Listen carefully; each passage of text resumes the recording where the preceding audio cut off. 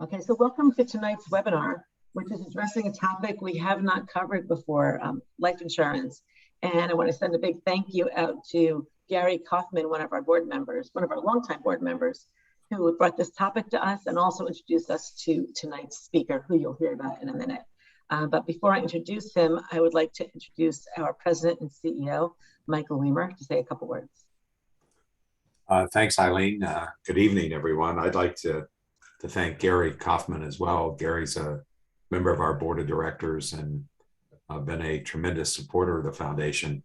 And I know, and Brian can affirm this at some level, you know, Gary's been talking about this for years and the need to really do something that can help our communities. And so thank you, Gary, for yet another helpful moment for the foundation.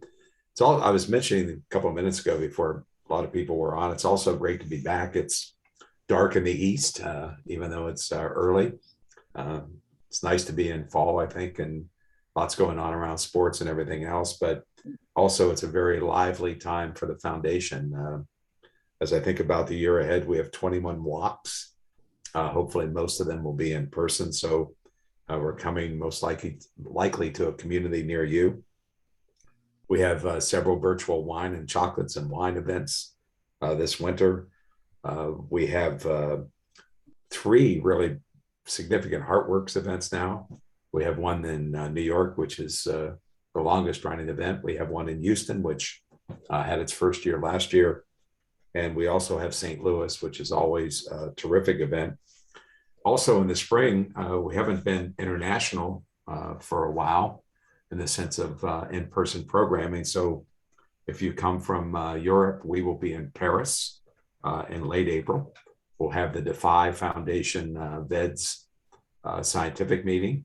We'll have the traditional International Science Symposium around VEDS and Marfan and Lois Dietz. And then we have the Gentech Alliance, which will be there as well. Plus on that Sunday, and Eileen may mention, we'll have an international patient event as well. Which will happen this Sunday. I think it's the week of April 24th is when we'll be there. And then probably the biggest piece of information is that we will be live and in person in Newport Beach for our annual conference. And that will be July 8th through 10 of 2022. So if you haven't been to a conference before, it'd be a great one to attend. We do have scholarships, and there'll be information that will come online about our scholarship program, probably right around the first of the year. And then, you know, it's just, and it really features all our various communities. And as Eileen mentioned, it's an extraordinary event. So lots happening this year. It's great to be with this group tonight. And Brian, I deeply appreciate everything that you're doing to help our community. You've been a great asset to us. So with that, Eileen, I'll kick it back to you. Great, thank you so much. Moving on, I do want to introduce you to a very special speaker tonight, Brian Bushwell. Brian is a seasoned life insurance and employee benefits professional with 31 years of experience. He is proud to have built a firm servicing both individuals and small businesses with a focus on creating tailored insurance strategies to protect families and their assets that they have worked so hard to accumulate. Brian's going to review with us basic tenets of life insurance, explain some of the lingo, and specifically address your questions. Many of you did submit them ahead of time, and so there are some he's going to address during his presentation, and then we will get to others afterwards. So again, if you have additional questions tonight, please put them in the Q&A box, and then we will look at those later on tonight. So I will stop sharing, and you should be able to grab that remote now, Brian. And I will go away. There you go. You're good? We are good. I'm just going to hide myself. All set? Right. Stop the share. Slideshow. All right. Here. Is that Eileen? You have it there? Yeah. Now you're good. There you go. Now you're good. Good, terrific. Eileen, Michael, thank you very much for the opportunity. I'm honored and excited to be here with all of you tonight. And I also want to thank Gary Kaufman and his family. You know, it's probably been 8-9 months or so since we first started, speaking. And we're excited to be able to educate you tonight. And the goal of tonight is really to bring an understanding to you and your families regarding the topic of life insurance.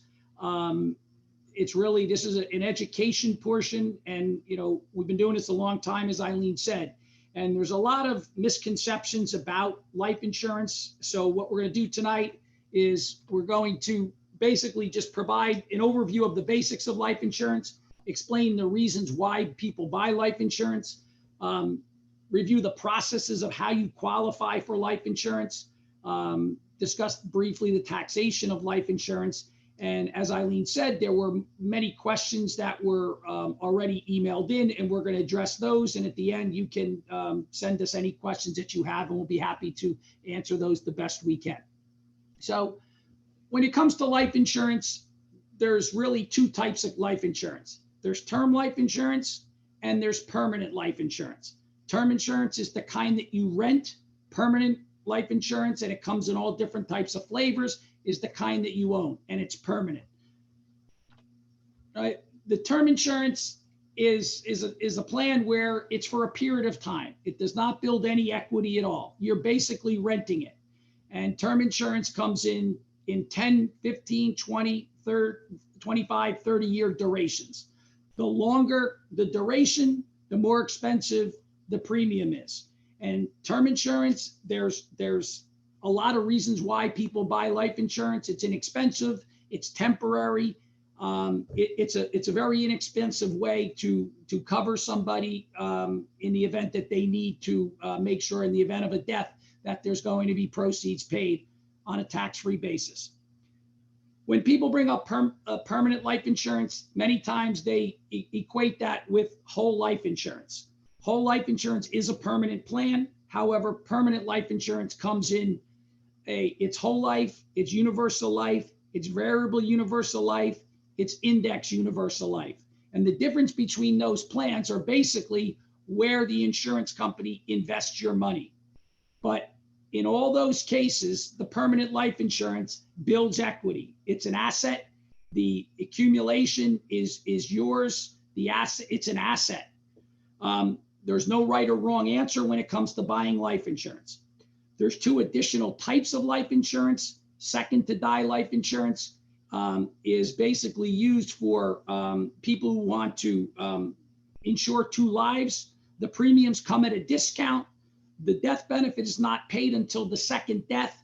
And this is basically used in estate planning situations where people need to pay taxes upon the death.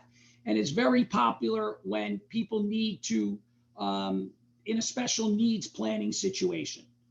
99% of the time, a second to die policy is a permanent policy, although it does come in, there is survivorship, second to die term insurance, but most of the time it's a permanent plan. The other type of life insurance plan is a hybrid long-term care plan. And this has become very popular over the last 6 or 7 years. This is a life insurance policy. It's a permanent life insurance policy that also has a long-term care portion to it.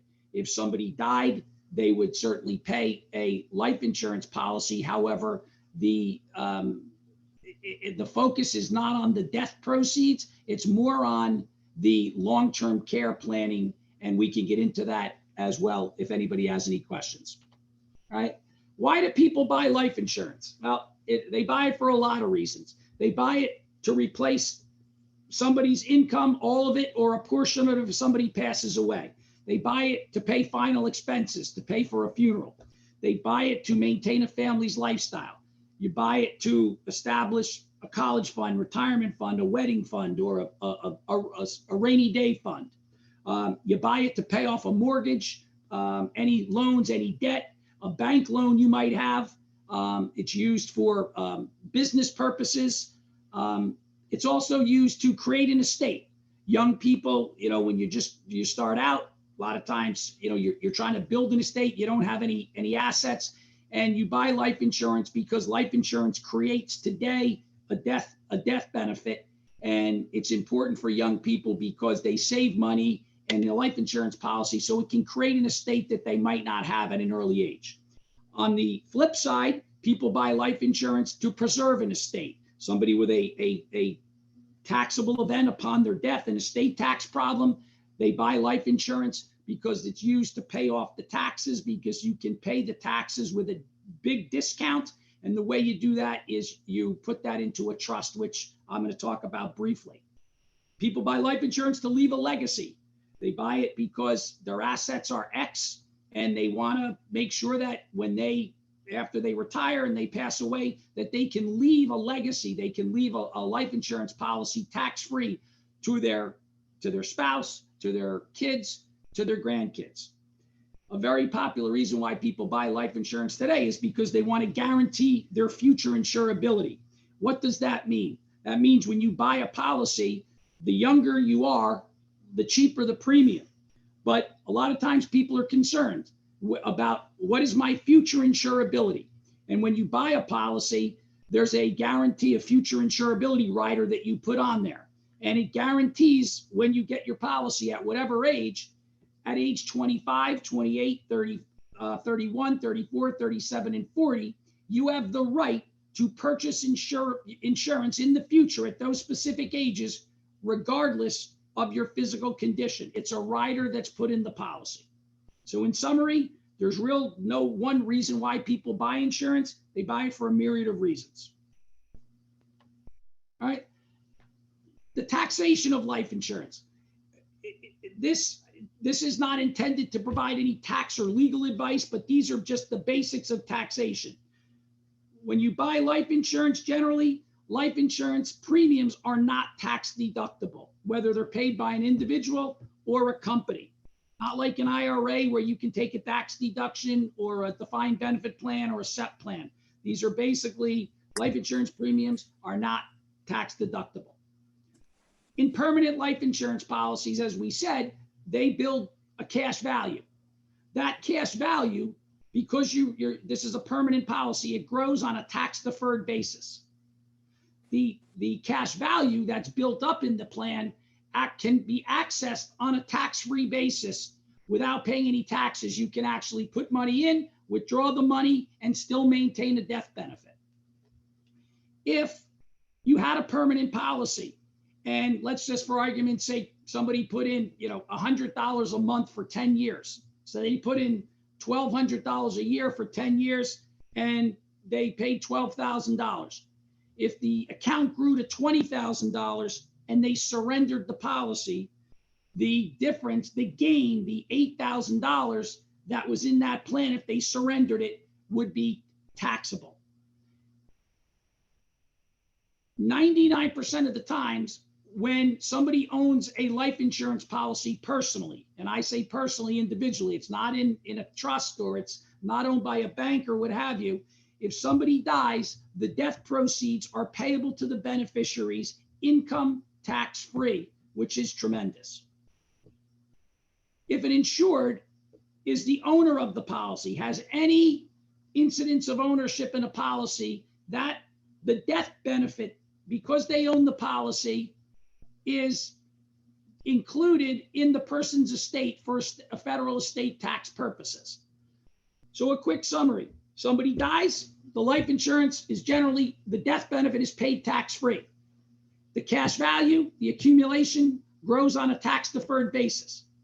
If somebody surrenders the policy, you pay tax over and above what you paid in.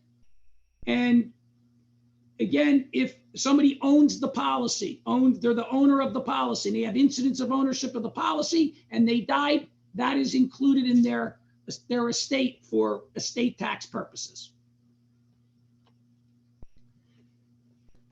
How do you qualify for life insurance? There's basically three ways, and everybody on this Zoom call sees every day. You hear on the radio, you see on the TV, where people say, oh, you can go buy, $1 million of life insurance. It's $23 a month. No questions asked. Well, most of the time, that's not really true. What you want to know is that there's three types. It's guaranteed issue, simplified issue, and full medical underwriting. Guaranteed issue is basically where there's no medical questions. You submit to an insurance company and you apply and there's no questions asked. That's considered guaranteed issue. That is very hard to find. And what I'm insinuating is that a lot of these advertisements that you see on the radio and on the TV, there's always a catch. So even though they say, oh, just get this, it's $23 a month, that's not really the case. Simplified issue. Simplified issue is a type of way to apply that basically asks you a couple of questions. What are those questions? The questions are, do you have cancer? Have you been in the hospital? Do you have any of these 5 diseases? Heart issues, cancer, diabetes, a stroke. That's simplified issue. And if you answer yes to one of these questions, you're pretty much knocked out of getting the coverage. Full underwriting is when the insurance company will basically have you sign medical release forms, HIPAA forms. They will schedule an exam for you. The examiner will come out free of charge to your house or place of business. They will do a quick paramed exam, blood, urine, and potentially they'll do an EKG. They'll ask you, have you been to any doctors? Do you have a primary care physician?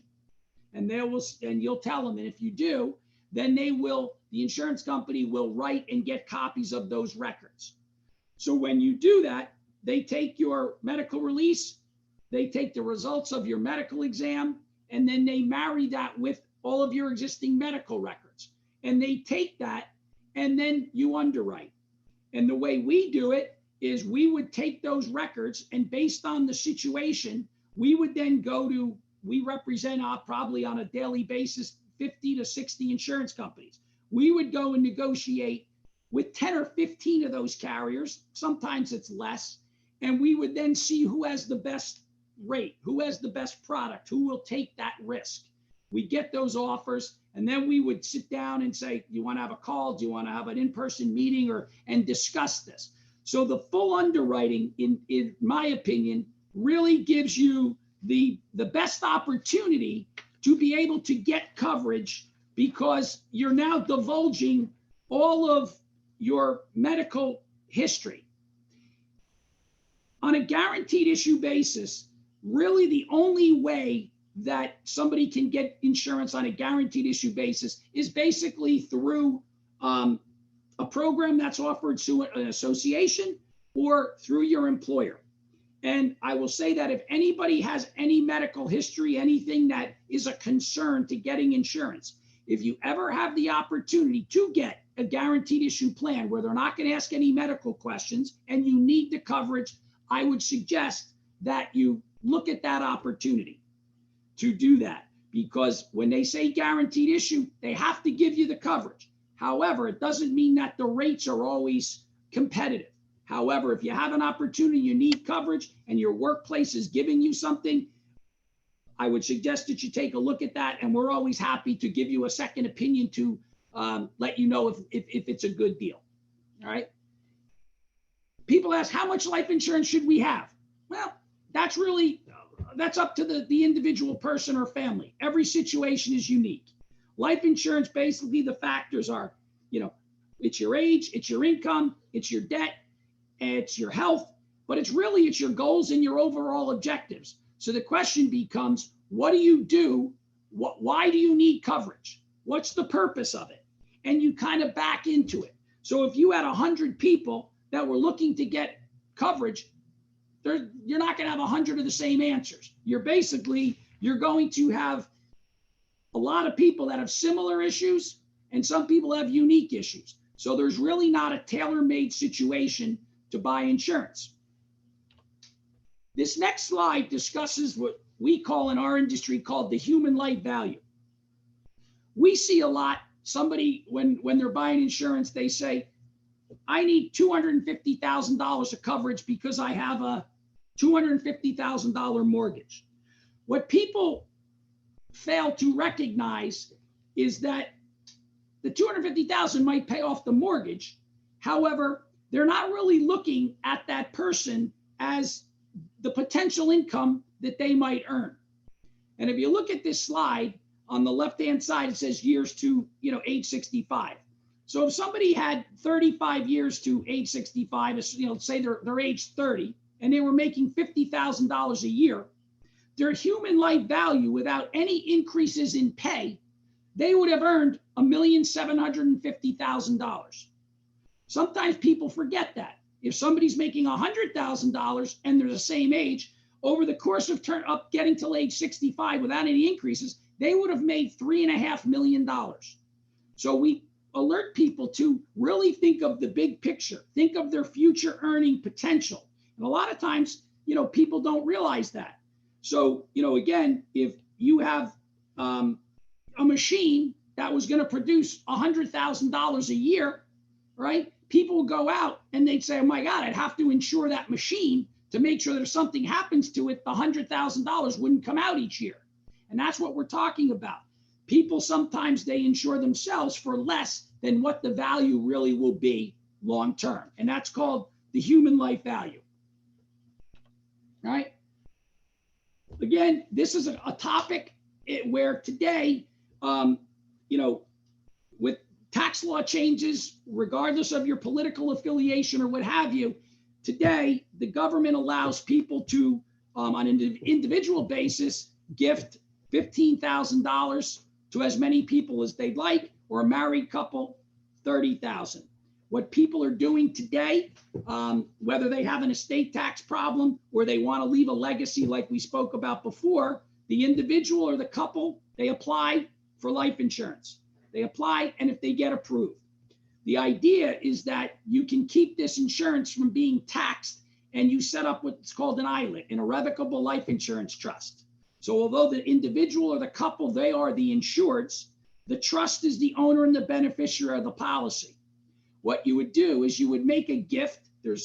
We call it the leveraging this gift. It's the gift of the annual exclusion. You're allowed to do it by law and no tax paid. So a single person could give $15,000 into this trust. It creates a life insurance policy.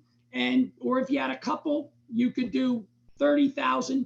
And if you had 2 children, you could do it to 2 children. If you had 4 children or grandchildren, you could make these gifts.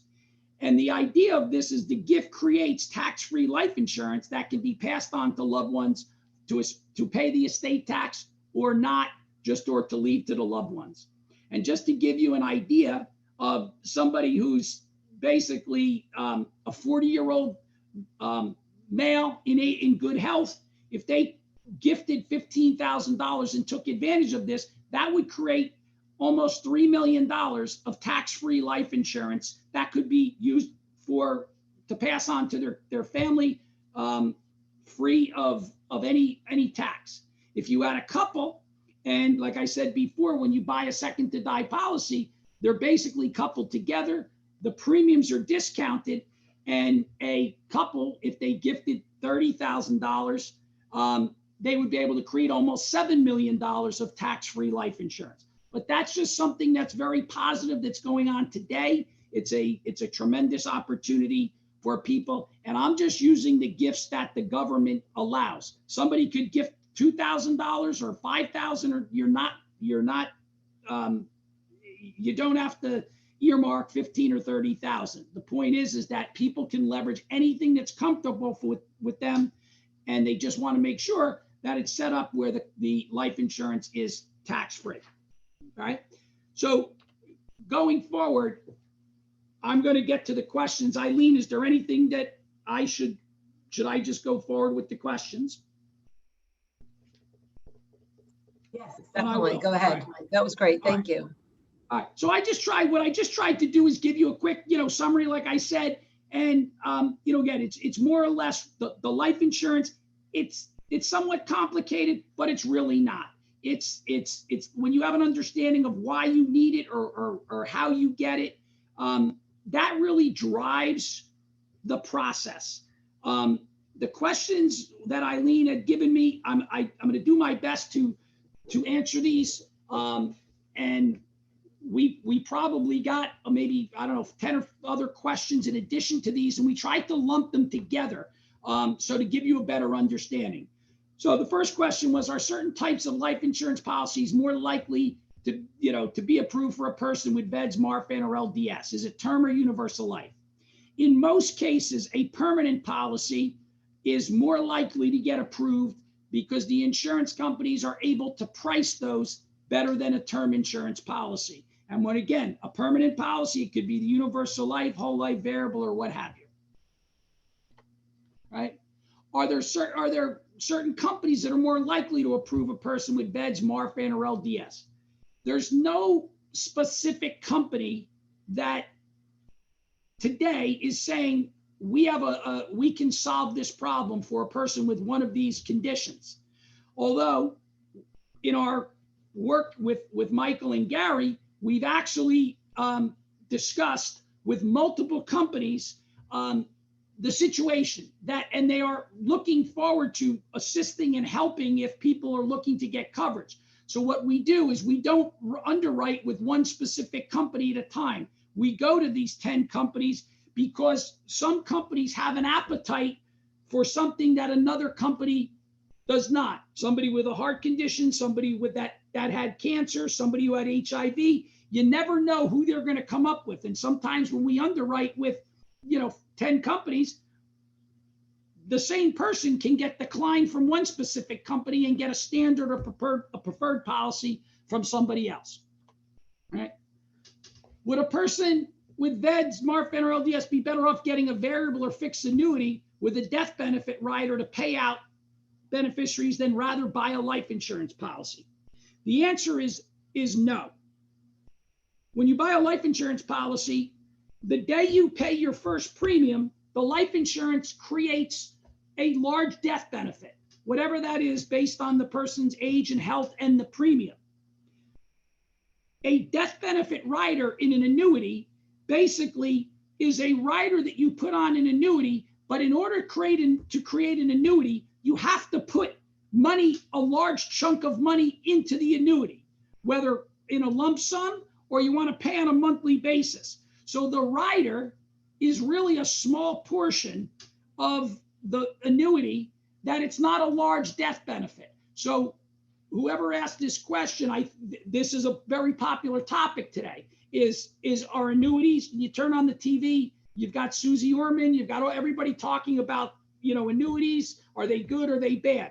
There's nothing wrong with a death benefit rider, but in all cases, a life insurance policy, if you need life insurance, is more prudent than buying an annuity to add a rider. Should a family member or someone affected by Marfan be charged the premium rate because of family history or Marfan syndrome? No, this should not cause the insured to have an increased premium. Every person is underwritten on an individual basis based on their specific situation. Will anyone insure us, or are there programs besides an employer that will insure us? Well, without going into great detail, we're attempting to kind of create this down the road. We've done a lot of exploration with all these insurance companies, and we have come up with some solutions that are potential for people within your foundation. And like I said previously, if you have an employer, you work at a company where somebody is going to give you a guaranteed issue plan and there's no medical questions and you have a need for insurance and you've been declined or what have you, I would certainly explore that. We do have a situation that we're working on right now that, again, if after this call, I'm sure Eileen will pass on my information if people want to have individual questions, where we're able to supply, we think, a pretty good option to buy insurance for you and your family members. That's very cost effective. Should we buy life insurance before genetic testing? The answer invariably is yes. If somebody's looking to buy life insurance, you'd much rather go and try to get the coverage, because the test, whatever testing you're getting, whether it's genetic testing or what have you, they're always going to use those tests, if they're negatively against you. If you apply for insurance and you haven't gotten the test and they suggest that you go and get the test, well, if they say they're not going to give you a policy, then you have to get the test. But if you haven't got any tests, the less you divulge to them if they're not asking, you take the insurance if they're going to give it to you. Is there a point of no return with clinical testing that would prevent buying life insurance? You know, this I think really pertains more to the ACA with health insurance, where they lost the opportunity. There's no real point of no return.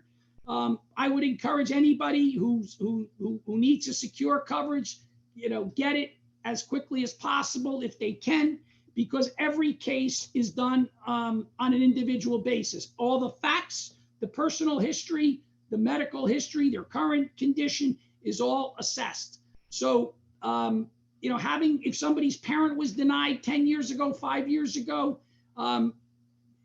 you know, I would encourage you all to apply for coverage if you need it, because there's no one specific point of no return that's going to inhibit you getting insurance.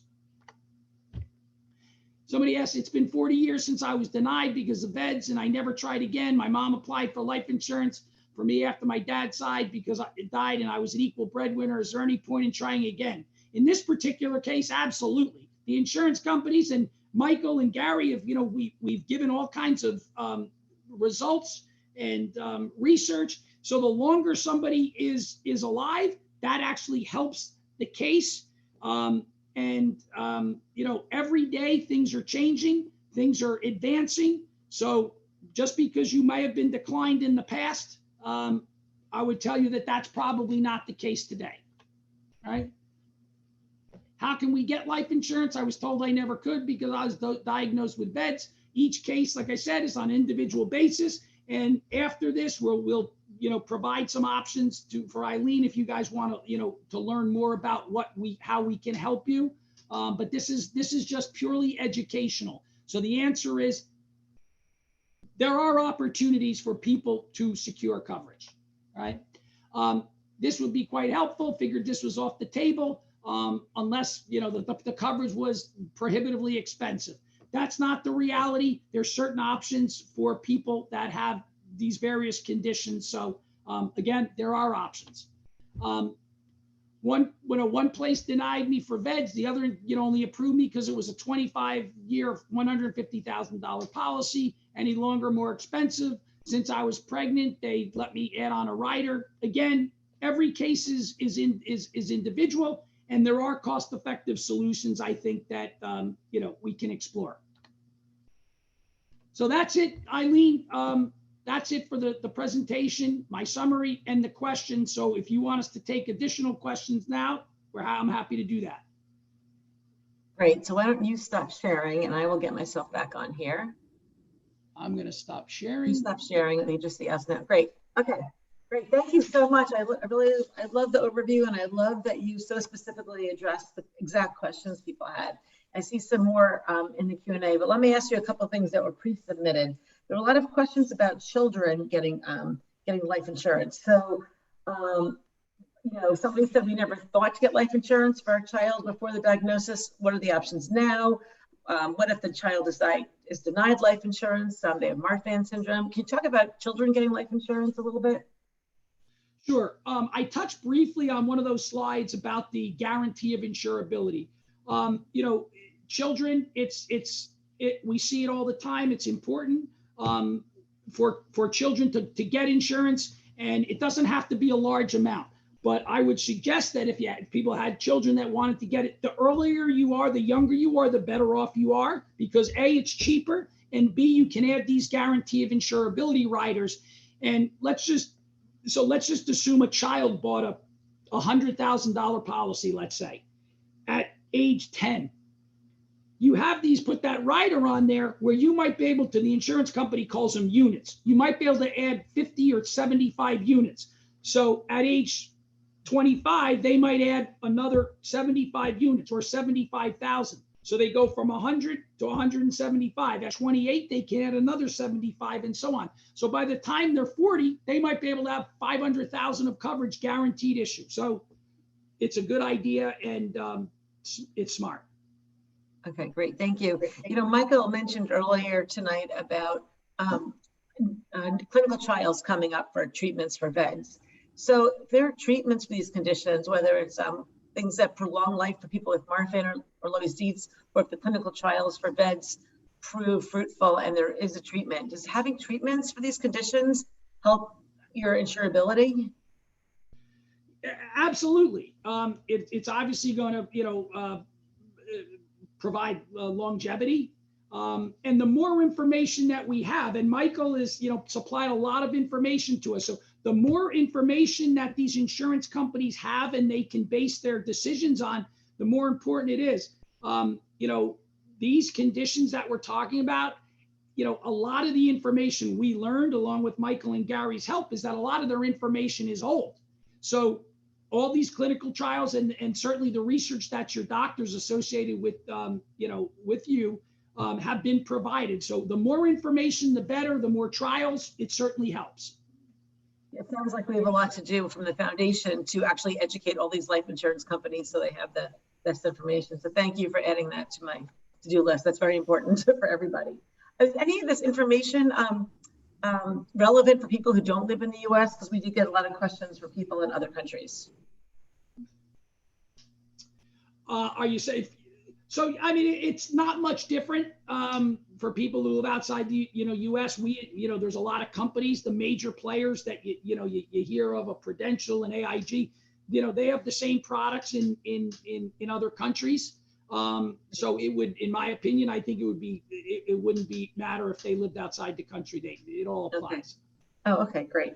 Can you please discuss the option of having an agent inquire anonymously with carriers, providing the medical history to identify which, if any, are potentially willing to offer a policy?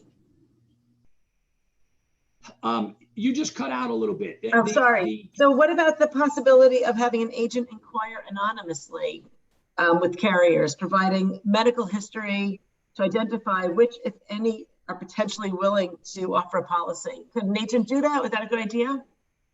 Yeah, so what happens is there's two ways to apply. When a person applies for life insurance, regardless of age, you can do it on a formal basis or an informal basis. And a formal basis means you put an application in, you have all of your information in there, your name, date of birth, social security number, and what have you.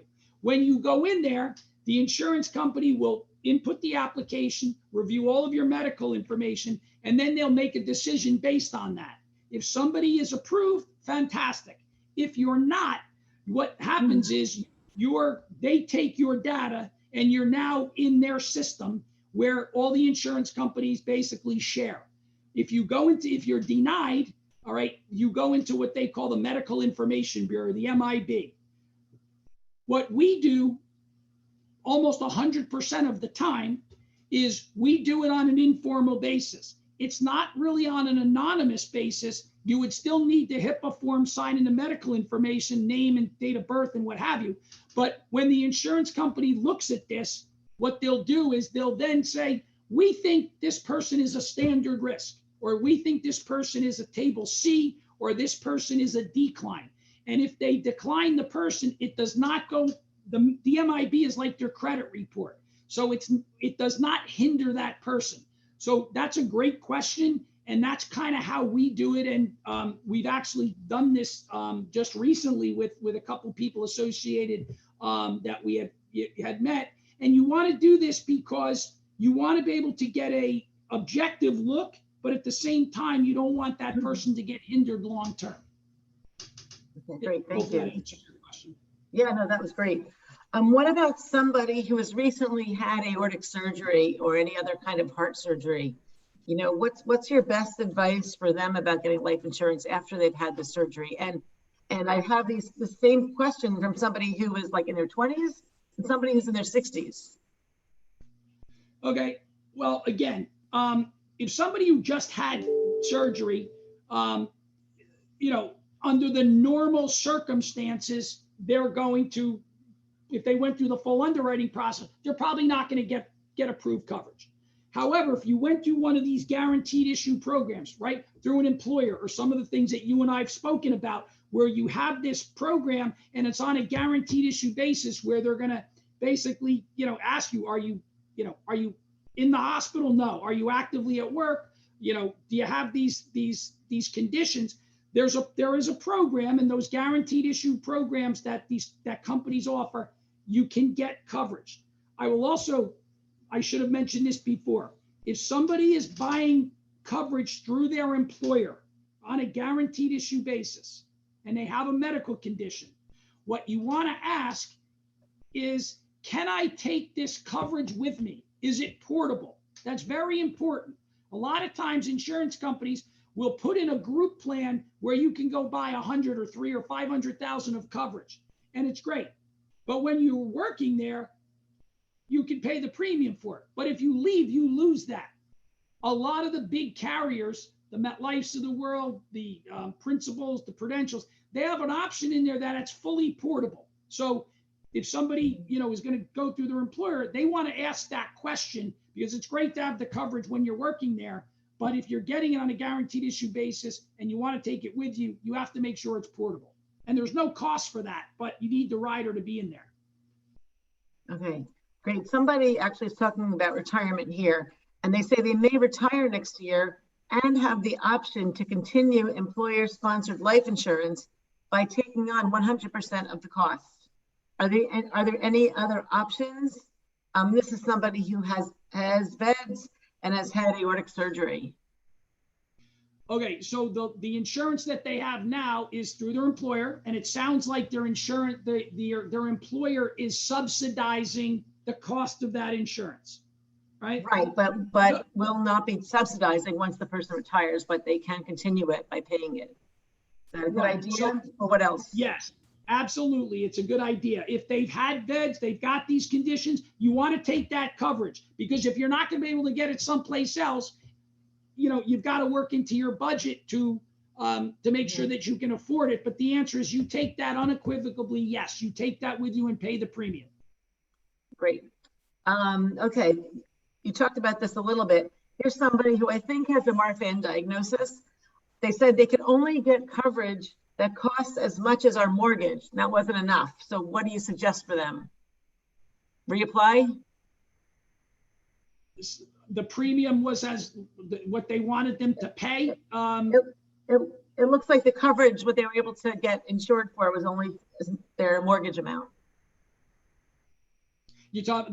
I'm assuming you mean the death benefit amount. Yes, that's what it sounds like. Yes. Yeah.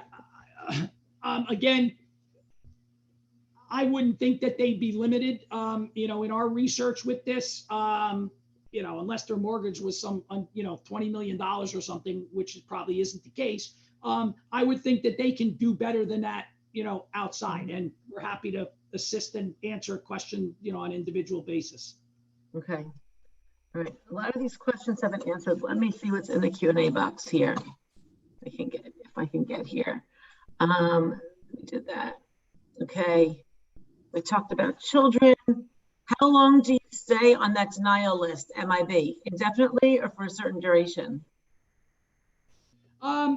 Generally, if somebody goes on in the MIB, you go in there for 7 years. But that doesn't mean that somebody could not, just because you're in the MIB doesn't mean you can't get coverage a year later or 2 years. All that really does is just say you've been declined, which isn't a big deal. We have people that get declined or rated, and they apply with another company in a year or 6 months or 2, and they get coverage. So I wouldn't get hung up on that. And the only reason I touched on that was because the one question was asked, do you go anonymously? Right. When you go you really can't go anonymously. You would still need to submit some of the documents and whatnot, like we talked about. Right. Okay, thank you. Patricia writes in, I had life insurance policies that the premiums are being paid because I put disability riders on when I purchased them. If my children inherit, will proceeds be taxable? Or is that for a tax specialist, not you? I can answer that. No, the death benefit, again, generally it's probably tax-free, meaning they're not going to pay any income tax. And what she's referring to is she had a disability waiver, which waived the premiums, and she must be disabled. So she doesn't have to pay those premiums anymore. And that means that the policy will stay in force and the insurance company pays the premium on her behalf. Okay, great. Building off an earlier question about informal versus formal applications, if we were denied an informal application because of low EDS, but have really clean scans and tests, and think it was due to lack of understanding of low EDS, how big of a hindrance will it be that it was a formal denial for me to obtain future coverage? It's not. As I just indicated before, it's not a problem. It's, you can always apply and go, and just because somebody was, denied a year ago or 2 years ago, you can always go and apply again formally or whatnot. And to be denied is not a big deal. It's, we see all the time, people say, oh, I'm not going to tell them about this situation. Well, you can certainly try that, but if you're not providing your the right information and it's misleading, and the insurance company approved you and then you died of something associated with that, they always have the right to go look back and deny the claim. Right. So you're better off being straightforward right from the beginning. Yeah, and like we've said, we've done, I think we've spent the last 8-9 months talking to these insurance companies, and the more information that they have, the more tests, the more research they're doing that the foundation gives, everybody's got a better chance to get coverage. Makes sense. Can you explain the purpose of an acceleration of benefit rider? Yes. So if let's just say somebody had a $500,000 death benefit, life insurance, an accelerated death benefit rider is a rider that doesn't, just about every policy has one. It doesn't matter if it's a term policy or a permanent policy. And it has a rider that's free. Basically says if somebody is expected to, if they're diagnosed and expected to pass away within a 12-month period, depending on the insurance company, they will allow you to access up to, some companies, it's 25% of the death benefit. So if somebody had a $500,000 and it was 25%, they would actually give you $125,000 check that they can use before they pass away. And people use that to pay some medical bills. Some people use it to take their family away on a final trip. But the portion that you get from the insurance company is still tax-free. But in that case, if the insurance company gave them $125,000 and then they died 6 months later, they don't pay the $500 plus the $125. They're going to pay the $500,000 minus the $125 or $375. Great, thank you. Are there differences between states, or is this federal? I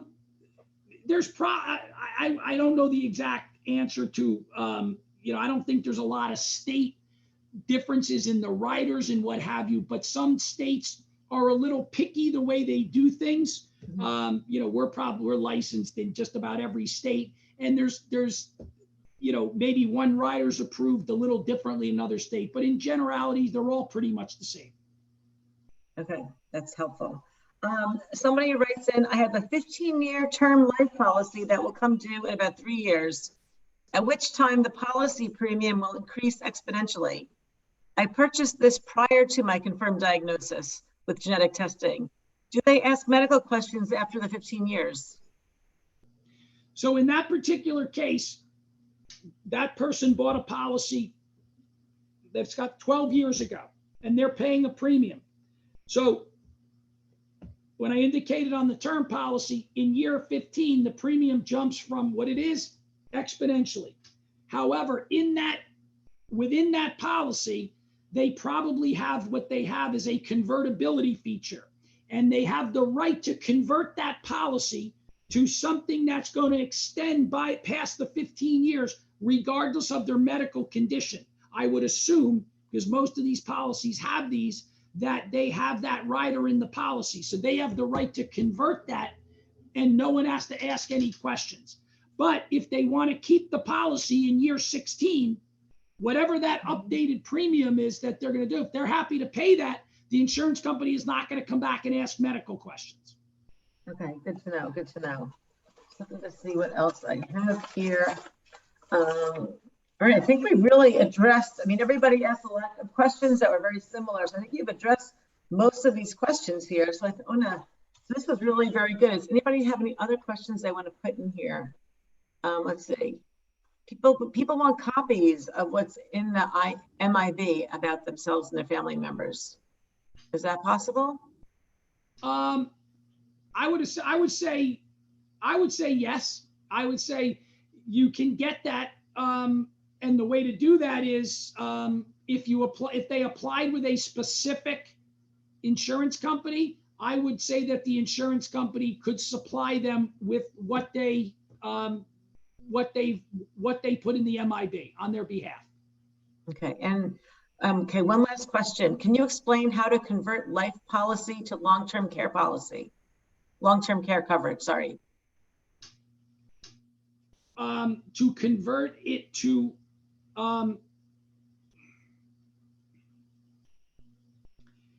well, the one way to do it is if it's a permanent life insurance policy and they have an existing policy that maintains a value, you're able to convert that on a tax, what they call is a Section 1035 tax-free exchange. So in that particular case, you would transfer the equity in the policy into a long-term care hybrid policy. But when you're buying a long-term care policy separately, you would still have to answer medical questions. Majority of the long-term care policies do not require a medical exam. They do ask you medical questions, and they do have the right to go and get your medical records depending on your history. So hopefully I answered that question, because you don't convert a life insurance policy into a long-term care unless it's permanent, or if somebody had one of those hybrid policies that I discussed early on. And again, I know these are a lot of questions, Eileen.